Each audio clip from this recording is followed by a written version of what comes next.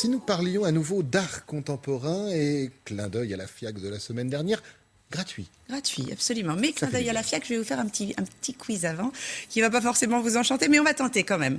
Écoutez, est-ce que vous pourriez me citer un artiste contemporain français vivant au-delà de Pierre Soulages?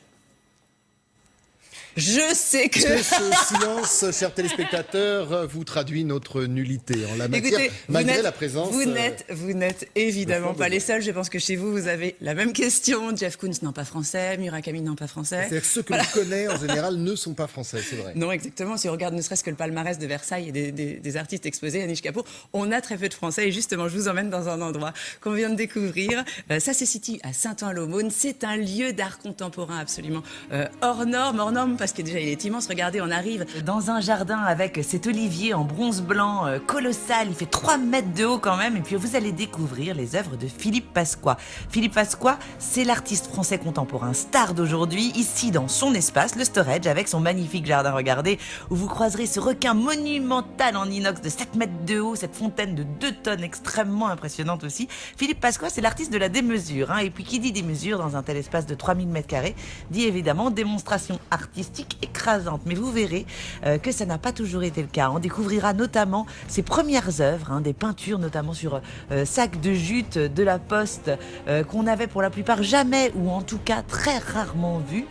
Entre-temps, ces peintures ont bien grandi et changé de support. Regardez par exemple cette toile monumentale ici qui nous toise du haut de ses 5 mètres. Elle s'appelle Philippine. Donc nous à côté on a là, quand cette, même... cette pièce que l'on voit, elle est pareil. La fin des dinosaures. C'est ça, vous êtes sur un travail en plus qui a été coulé dans du béton. Cette œuvre, c'est un manège figé, un arrêt sur image en quelque sorte de la grande roue du temps, nous dit l'artiste, avec ses dinosaures et autres crânes humains, comme une allégorie du cycle de la vie jusqu'à la mort. La mort, un sujet omniprésent dans l'œuvre de Pasqua, qu'on a souvent assimilé à ces vanités modernes, des grands thèmes universels. On parlait tout à l'heure de l'olivier, symbole selon les cultures de force, de victoire, de sagesse ou de richesse.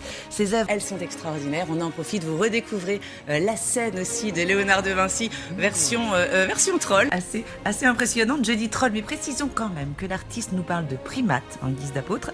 Je vous laisse juger dans tous les cas de cette métaphore biblique de 8 mètres de long, parce qu'encore une fois, ce sont des œuvres absolument gigantesques. Et du coup, ce qui est extraordinaire, c'est qu'on peut se promener. Vous vous baladez, vous tournez autour de ces petits trolls, vous participez. Œuvres, rare. Voilà, exactement. Ce ne sont pas des œuvres à vendre, ce sont des œuvres à admirer.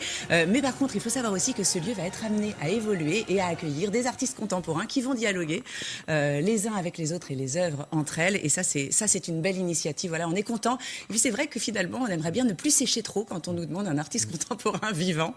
Mais grâce à vous, voilà. on ne séchera plus. Merci beaucoup, Fleur. On vous souhaite une excellente semaine et on se retrouve samedi prochain dans la matinale week-end. Dites hello à votre émission préférée.